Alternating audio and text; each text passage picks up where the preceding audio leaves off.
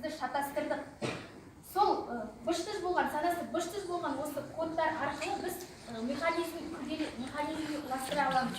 Жалпы қазіргі кезде орыстың филолог мамандары, тіл мамандары орыс тілінің сөйлемін, яғни хал ахуалына қарап, русский язык более деп диагноз қойып отыр. Ал негізінде ғылыми деректемелерге сенетін болсақ, орыс тілінің 89% үнді еуропалық, яғни өзінің түп төркіні бойынша сөйлеп өтеді екен.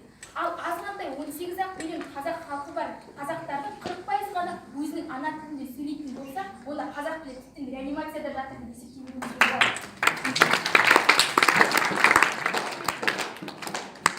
Жалпы үш тілділік, үш тұғырлы тіл саясаттары қоғамдағы антагонистік қарама-қайшылықтарды күшейтіп, бір ұлттың екінші бір ұлтқа басымдығын жүзеге асырып отырады. Мұның соңы сөйлеушілердің бір бөлігінің өзінің ана тіліне тастап, екінші бір тілге ауысуына, ақыр аяғында өз тілінің жойылуына және ұлтының ассимиляциялауына алып келеді. Яғни тілі жойылған халықтың ұлты да жоқ деп қадап тұрып айтып кетуімізге болады. Бұрын білім министрлігі Сағадиев елімізде орысша білім алатын, бірақ қазақша жүрмейтін 500 мың бала бар екендігін қадап тұрып айтып кеткен болатын. Бұл аз ғана халқы бар Қазақстан халқы үшін өте көп мөлшер. Бұл тек балалардың санын есептей береміз. Ал орысша білетін, бірақ қазақша сөйлей алмайтын үлкен адамдардың саны қаншама?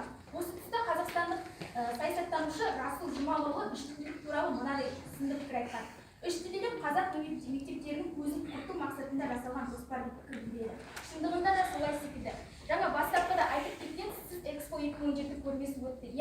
2017 жылы отанымыз Қазақстанда бүкіл әлемдің назарын аудартқан Экспо 2017 көрмесі өтті. Сол Экспо 2017 көрмесінің басты тақырыбы болашақтың энергиясы, жасыл энергия деп аталады. Біз шет тілдерді үйрену арқылы өзіміздің энергиямызды туристерге таныстыра білдік. Бірақ та бұдан біз қандай шығыннан басқа қандай не алдық? Шындығында Астана халқы осы шет тілден Экспо 2017 көрмесі өткеннен кейін шет тілінде сайрап кетіп жатқан жоқ. Сонымен қатар тағы да бір Люксембург, Сингапур секілді дамыған елдердің қатарына кіретін елдерде, мысалы Люксембургта айтып кеттіңіз, бала 4 жастан емес, 4-ші сыныптан бастап өзінің басқа тілдерді үйрене бастайды, яғни француз тіліне беріледі. Яғни мектеп жастан ары қарай аспаған бала үшін ауыр жүк тәрізді.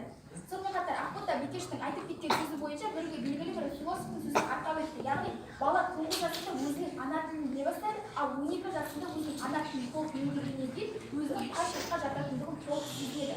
Ал жаңағы 4-ші сынып ойын баласы үшін басқа тілді оған енгізіп тастау бұл неғам қойымсыз нәрсе деп ойлаймын. Бәріміз білеміз, білім жүйесі бойынша бірінші орында тұрған Жапонияда, яғни бұл ғылыми прогрессияның даму өркендеу шегіне жетіп жатыр. Сол Жапонияда баланы 12 жасқа дейін өзінің ана тілінде, жапон тілінде тәрбиелейді. Ал бала 12 жастан асқаннан кейін қай тілде сөйлесе де өзі біледі. Ал біздің жақта қалай? Неге олар өйтіп істейді? Біздің жақта керісінше. Тіпті олар мектеп жасына толмаған бала түгілі балабақшаларға да өзге тілде оқыту жүйесін іске асырып жатыр. Бұл баланың санасының өсуіне тежегісіз тәрізді болып табылады.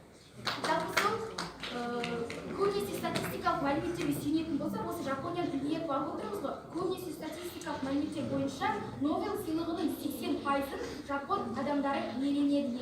Яғни біздің елде де дәл осындай саясатты неге ұстанбасқа, біз де алдыңғы қатарға шыға аламыз. Уақытымыз аяқталып қалды, былай айтсаңыз.